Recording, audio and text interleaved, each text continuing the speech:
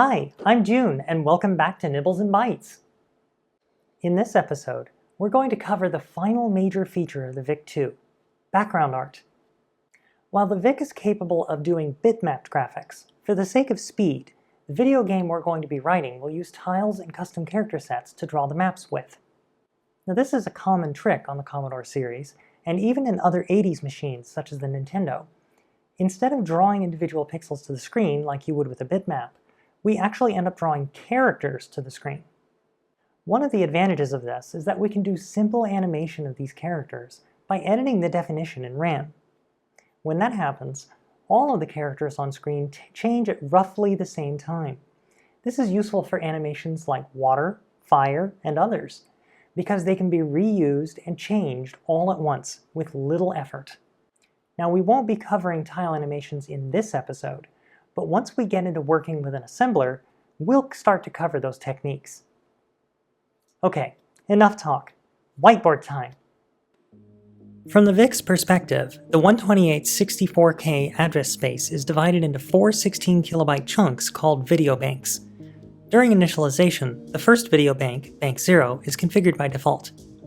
Each of these must contain everything that the VIC needs to draw a screen, including custom character sets and sprites. This is because the VIC only has 15 address lines, which means it can only address 16KB of memory at a time.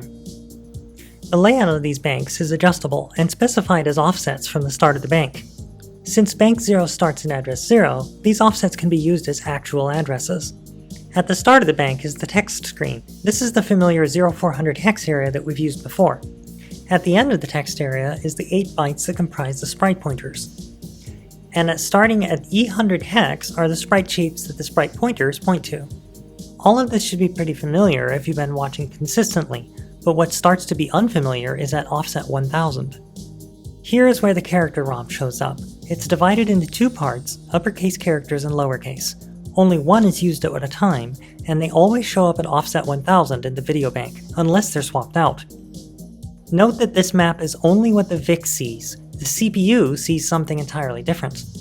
If we go back to our familiar Bank 15 memory map, we can see that the I/O registers and color RAM start at memory address D1000 hex. Bank 14, however, configures the MMU to map this whole 4KB chunk with the character ROM instead. To make a custom character set, we'll start by copying the uppercase ROM to RAM at address 2000. Here, we give it a starting and ending address to transfer from, and a destination address to transfer to. Now BASIC doesn't have a character set editing tool available, so we're going to have to draw our characters by hand on a whiteboard. Every character is an 8x8 grid of bits. Bits that are set, or 1, show up as the foreground color, while bits that are unset, or 0, show up as the background. Since a byte contains 8 bits, and there are 8 rows per character, this means that every character shape takes up 8 bytes. We can convert these shapes into useful hex numbers by writing out the binary numbers and then converting each nibble into a hexadecimal digit. Once we've done that, we have a custom character. All that's left is to write it into RAM. Before we input our custom character, we should configure the VIC to look at RAM instead of ROM so that we can see our work. To do this, we have to change the character base address register D018 hex. Manipulating bits is a little hard mentally, but the monitor helps by printing out multiple representations of the number for us. Setting bits 3, 2, and 1 to 100 will tell the VIC to look at bank offset 2000 hex. All that's left is to input the new value in hex into the memory dump.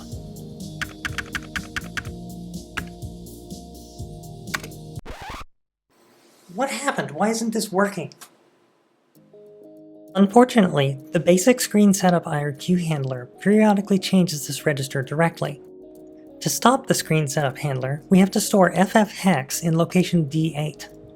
We've done that, we can make our edits again, and the VIC should be set up to use our custom character set. Now we can start putting in custom characters. In this case, we're going to change screen code 0, or the @ sign. As you can see, each byte corresponds with a whole row of pixels, so changing a character definition is really easy once the registers are set up right. Alright. Okay, single color characters are kind of boring. Let's try multicolor. multicolor characters are a bit trickier than single-color characters. They still use the same 8x8-bit grid, but the bits are grouped by 2s. This reduces the horizontal resolution of a multicolor character to 4x8 instead of 8x8. Each combination of bits specifies a different color. 00 specifies the background color of the screen. 01 specifies multicolor 0, 10 specifies multicolor 1, and 11 uses the color stored in color RAM. The multicolor colors are shared across the entire character set, so like multicolor sprites, we have to be judicious with our selections. I'm using red, green, and blue here to make it easier to see, but let's actually draw it out the way it'll look on the screen. Remember that 1-1 is controlled by the color RAM, so we can change the dominant color of the character just like we would with any other character on screen. Unfortunately, the color RAM color is limited to the first 8 colors of the palette because the most significant bit of the color RAM is used to turn on and off multicolor for that location on screen.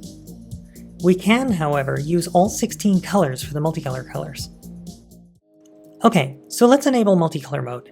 To do this, we have to set bit 4 of register D016. The minute we change the register, the VIC starts treating the most significant bit of the color RAM as the multicolor enable bit.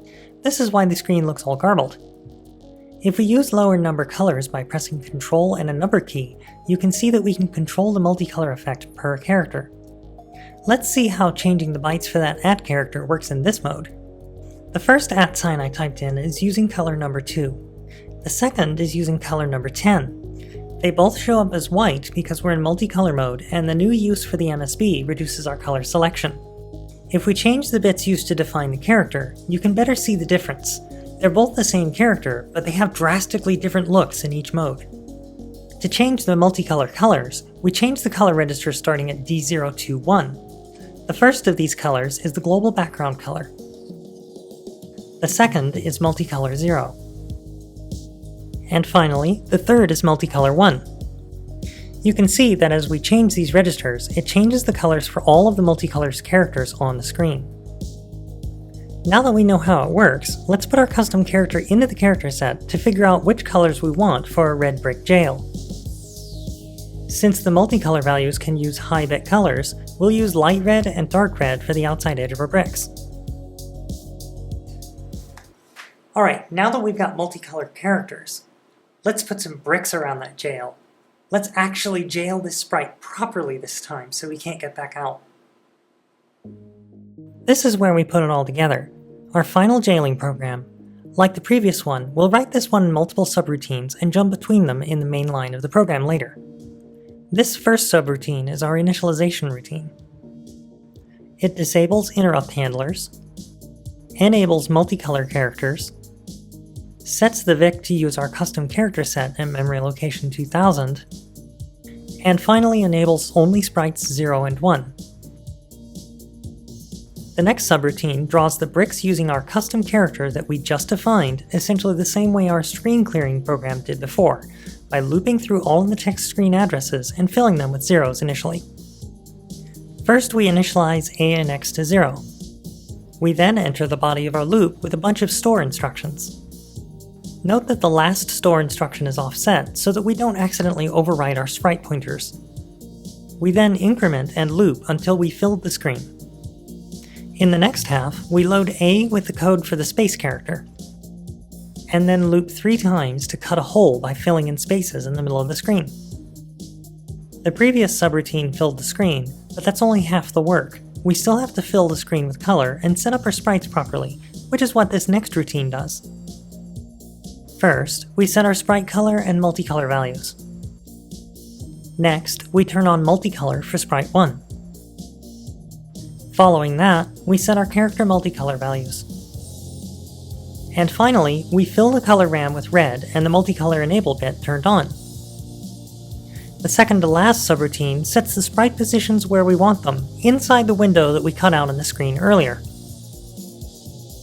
This first part sets the X position of both sprites 0 and 1. The next sets the Y position for both. And finally, we clear the MSB for the X position of all sprites.